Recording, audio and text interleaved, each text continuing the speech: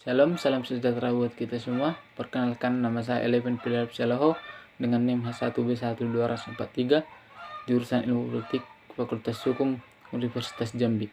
Di mana video ini saya buat untuk sebagai ujian akhir semester kajian demokrasi dengan dosen pengampu yaitu Bapak Hatta Abdi Muhammad SIP MIP. Di mana saya mengambil judul yaitu Dinasti Politik.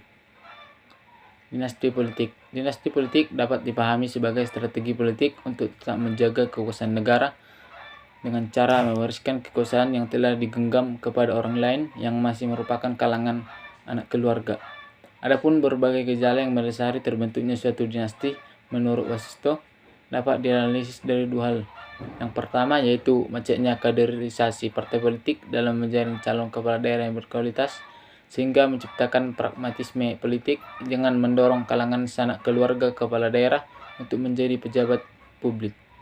Kedua, konteks masyarakat yang menjaga adanya kondisi status quo di daerahnya yang menginginkan kepala daerah untuk berkuasa dengan cara mendorong kalangan keluarga atau kalangan orang dekat kepala daerah menggantikan pertahanan. Kedua gejala umum tersebut menimbulkan adanya sikap pro dan kontra dalam pemahaman dinasti politik tersebut.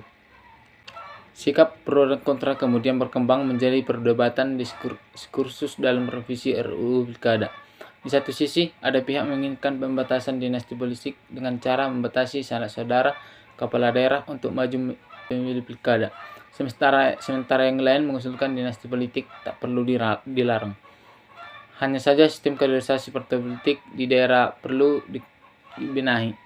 Adanya sikap pro dan kontra terhadap kemunculan dinasti politik tersebut sangatlah erat kaitannya dengan budaya politik yang berkembang di masyarakat. Budaya politik sendiri berkaitan dengan preferensi kekuasaan yang dibangun baik dari segi penerimaan publik maupun pembangunan rezim. Maka pertanyaan relevan dalam dinasti politik ini adalah bagaimana karakteristik preferensi budaya politik berkembang dalam pembentukan politik dinasti. Adapun preferensi budaya pemilih erat kaitannya dengan perilaku memilih, yakni kecenderungan pemilih untuk memilih berdasarkan sumber informasi yang ditangkap, baik itu rasional maupun tradisional. Dinasti politik merupakan akses negatif dari otonomi daerah yang menjadikan demokrasi terbajak oleh sirkulasi hubungan inti genealogis berdasarkan relasi kekeluargaan maupun di luar garis genealogis yang memiliki kepentingan terhadap pelanggengan kekuasaan famili. Hal itulah yang kemudian memicu kalangan kerabat menjadi elit sebagai kata kunci pemahaman dinasti dalam praktek pemerintahan lokal. Dalam prakteknya sendiri, aktualisasi dinasti politik dilakukan dengan beberapa sudut pandang, yaitu neopatrimonialisme, klan politik, dan predator politik. Dinasti politik dalam dunia politik modern dikenal sebagai elit politik yang berbasiskan pertalian darah atau perkawinan, sehingga sebagian pengamat politik menyebutnya sebagai oligarki politik. Dalam konteks Indonesia, kelompok elit adalah kelompok yang memiliki kemampuan untuk mempengaruhi proses pembuatan keputusan politik, sehingga mereka kadang relatif mudah menjangkau kekuasaan atau bertarung memperebutkan kekuasaan. Sebelumnya muncul gejala dinasti politik. Kelompok elit tersebut disosiasikan elit partai politik, elit militer dan polisi, elit pengusaha atau pemodal, elit agama, elit preman atau mafia, elit artis, serta elit aktivis. Dinasti politik merupakan bentuk kolektif dari patronasi elit dalam wujud kolektif yang didasarkan pada hubungan famili, etnisitas, maupun hubungan darah lainnya yang intinya memunculkan monarki dalam demokrasi tingkat lokal.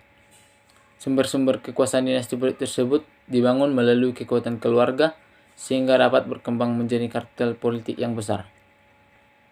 Terdapat 3 yaitu karakteristik dinasti politik. Yang pertama yaitu fungsi partai politik yang melemah di aras lokal karena terkooptasi oleh para elit daerah. Pada akhirnya timbul sikap pragmatisme dari partai politik dengan cenderung mengangkat elit dan keluarganya menjadi publik daerah. Yang kedua yaitu neo-feodalisme yang menguat di daerah. yakni revitalisasi kekuatan tradisional dalam arena politik modern yang berbasis tribalisme, regionalisme, dan premanisme, dan lain sebagainya. Yang ketiga yaitu biaya politik yang mahal dalam setiap pemilu pilkada, mereduksi partisipasi politik aktif dari masyarakat. Demokrasi lokal yang esensinya menjembatani partisipasi politik aktif maupun pasif masyarakat justru terjebak dalam logika demokrasi yang mahal, baik dalam proses pengajuan kandidat hingga pemilihan. Dalam demokrasi sebetulnya yang disebut dinasti politik itu tidak ada karena konstitusi kita menjunjung tinggi setiap warga negara untuk memilih dan dipilih. Negara ini milik semua pihak, semua rakyat, jadi tidak benar kalau atas nama demokrasi dan konstitusi lantas kehidupan politik itu didominasi suatu keluarga atau dinasti. Sehingga setiap warga negara berhak untuk menduduki jabatan politik sejauh dia dipilih dan dipercaya rakyat. Selama ini, proses pengawasan dan pembatasan praktik politik dinasti hanya diserahkan kepada landasan etik terkait kepatutan dan kepantasan. Namun yang terjadi politik dinasti justru berkembang dan terus eksis dalam kehidupan politik Indonesia. Sistem politik dinasti lebih banyak mengakomodasi kedekatan personal tanpa melihat kemampuannya, sehingga merusak sistem demokrasi yang hendak kita bangun. Dinasti politik yang mulai mewabah di Indonesia merupakan sebuah ancaman. Kelemahan hukum di satu sisi dan kebebasan berpolitik yang begitu luas di sisi lain menjadi celah yang dimanfaatkan oleh para aktor politik yang memiliki segala akses untuk meraih uang dan juga kekuasaan. Hal ini melahirkan praktik politik dinasti yang dengan jaringannya menjalani politik balas budi, politik uang, dan politik melanggengkan kekuasaan sehingga melahirkan praktik-praktik politik seperti korupsi, kolusi, dan juga nepotisme. Dampak negatif dari dinasti politik ini antara lain yaitu tidak memberi ruang kepada orang lain untuk lebih kompeten untuk bergabung dalam suatu partai atau pemerintahan. Sulit menciptakan pemerintah yang baik dan bersih. Menurut pandangan saya, dinasti politik ini sangat merugikan Indonesia karena berdampak pada hal-hal negatif seperti korupsi, kolusi, dan juga nepotisme, penggergotan demokrasi, rusaknya tatanan di lembaga pemerintahan dan masyarakat. Hal ini pun membuat turunnya tingkat kepercayaan rakyat. Untuk itu, menurut saya, agar tidak terjadi dinasti politik lagi adalah dengan cara memperkuat pengawasan dan penegakan hukum yang adil. Sekian video saya. Jika ada kata-kata yang salah, saya mohon maaf. Terima kasih.